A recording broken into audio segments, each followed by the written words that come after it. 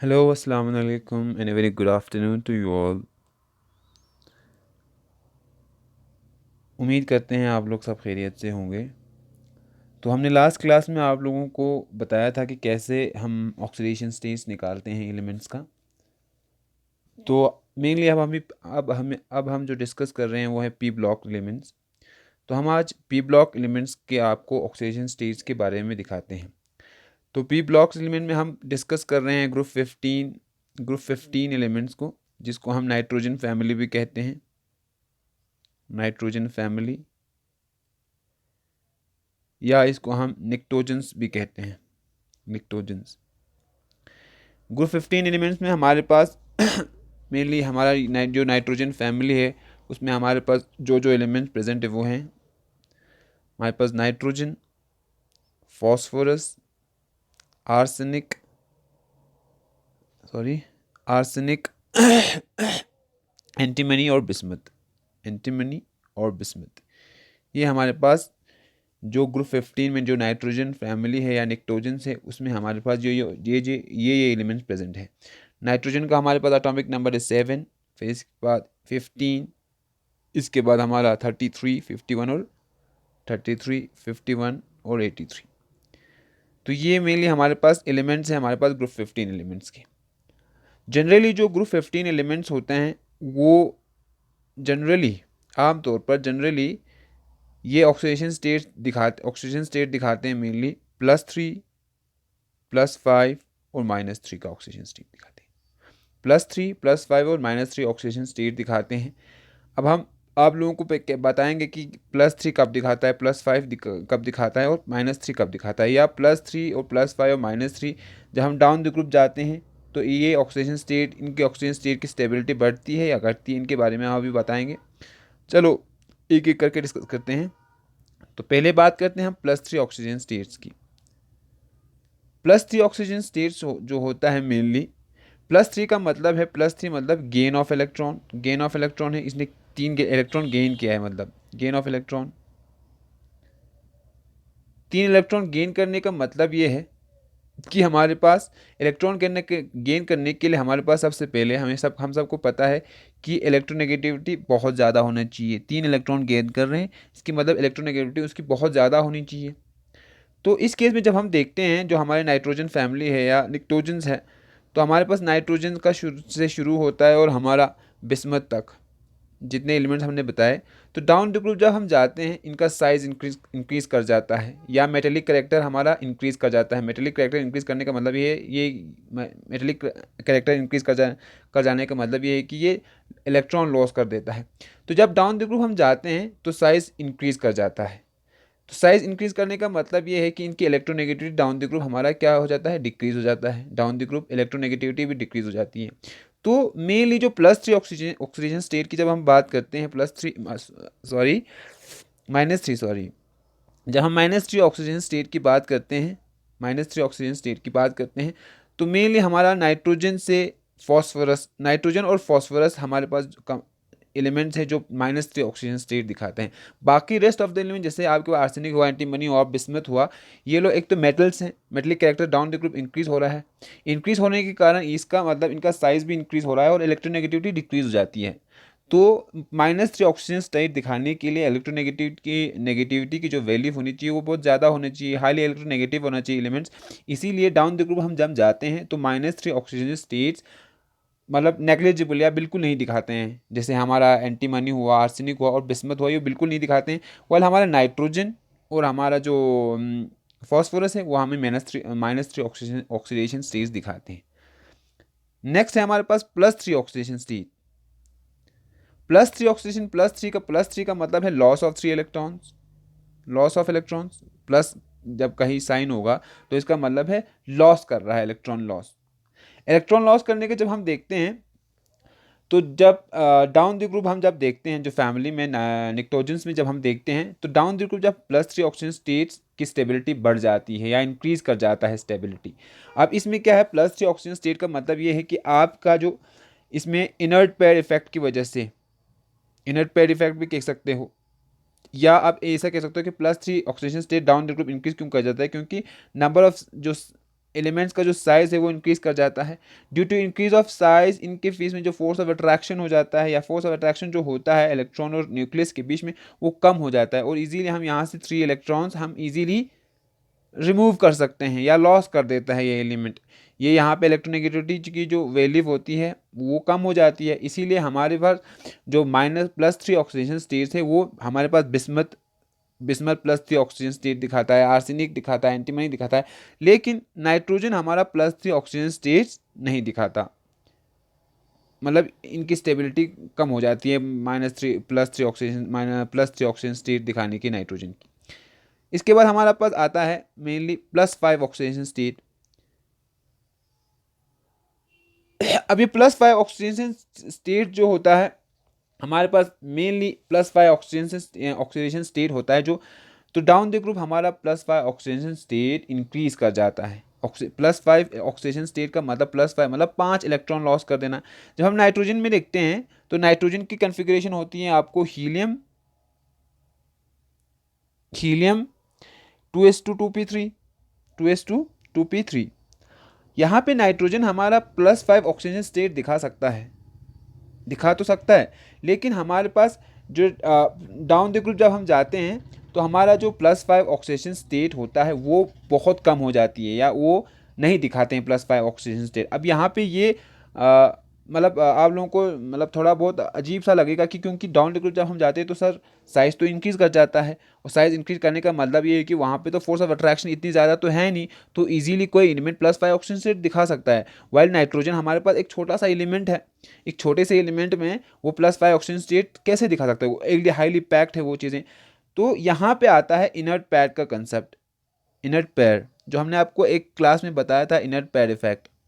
तो यहाँ पे क्या हो जाता है कि जब हम डाउन द ग्रुप जब जाते हैं, वाइल हमारे केस में एंटीमनी और बिस्मथ मान लो, आप एंटीमनी और बिस्मथ मान लो, तो इनका जो कन्फिग्रेशन होता है वो आप लोगों को एंटीमनी का जो मैंने ये एंटी लिखा है, तो एंटीमनी का होता है लगभग आपके पास 51 एटॉमिक नंबर होता है।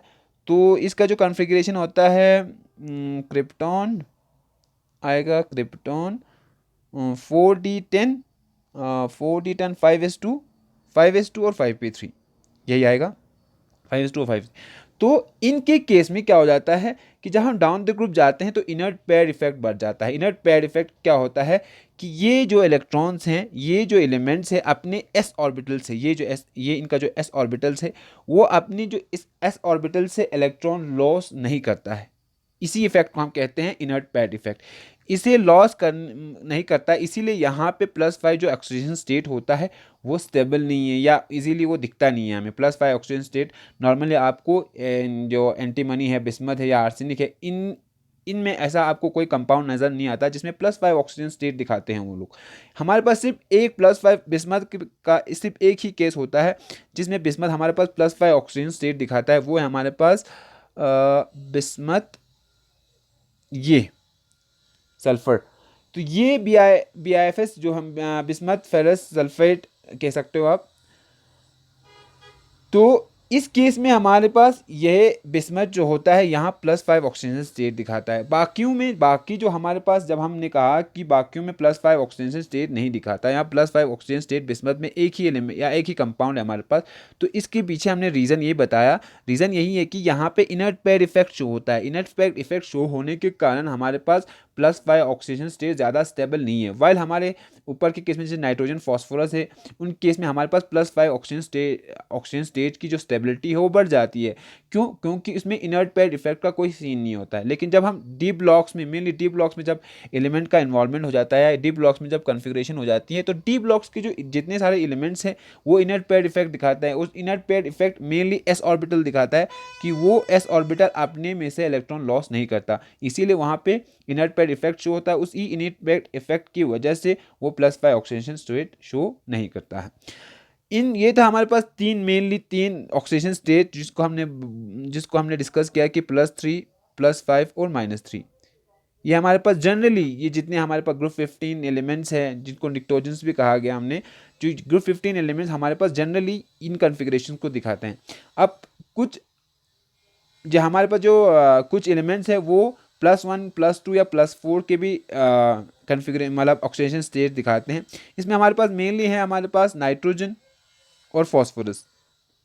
नाइट्रोजन और फॉस्फोरस हमारे पास +1, +2 और +4 का ऑक्सीडेशन दिखाता है, वाइल हमारा फॉस्फोरस है वो +1 और +4 ऑक्सीडेशन स्टेट दिखाता है। तो नाइट्रोजन के केस में जब N2O होता है नाइट्रोजन ऑक्साइड, या NO2 होता है नाइट्रोजन डाइऑक्साइड, या NO होता है नाइट्रो मोनोऑक्साइड, इन केस में जैसे कि N2O में +1 ऑक्सीडेशन दिखा देता है, NO2 में आपका +4 ऑक्सीजन स्टेट दिखाता है, तो NO में आपका +2 ऑक्सीजन स्टेट दिखाता है। तो हमने आप लोगों को ऑक्सीजन स्टेट निकालने के लिए जब हमने बताया था कि एक रूल होता है, उस रूल के थ्रू हमने आपको बताया था कुछ क्वेश्चंस, तो उन क्वेश्चंस पे आप इनका ऑक्सीजन स्टेट निकाल के देखें तो आपको सेम वैल्यूज आ जाएंगे ऑक्सीजन स्टेट की। वाइल फॉस्फोरस के केस में आपका फॉस्फोरस +1 और +4 ऑक्सीजन स्टेट दिखाता है। ये हमारे पास एक्सेप्शन है कि नाइट्रोजन और फॉस्फोरस के। वाइल नेचुरली या नॉर्मली जनरली जो हमारे पास पी ब्लॉक एलिमेंट्स होते हैं वो जनरली हमें +3, +5 और -3 ऑक्सीजन स्टेट्स दिखाते हैं। Got me? तो हमने ये आप लोगों को जितना बताया वो इसी में यहाँ पे लिखा हुआ है कि नेगेटिव ऑक्सीजन स्टेट्स क्यों होता है या पॉजिटिव ऑक्सीजन स्टेट क्यों होता है।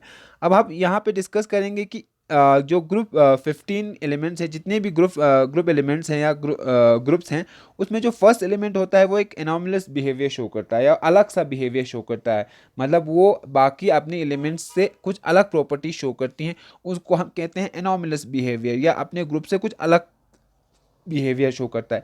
अब उसके पीछे एक रीज़न है कि जैसे हमारे नाइट्रोजन की जो फैमिली है उसमें नाइट्रोजन हमारा ग्रुप एलिमेंट है, नाइट्रोजन फैमिली है।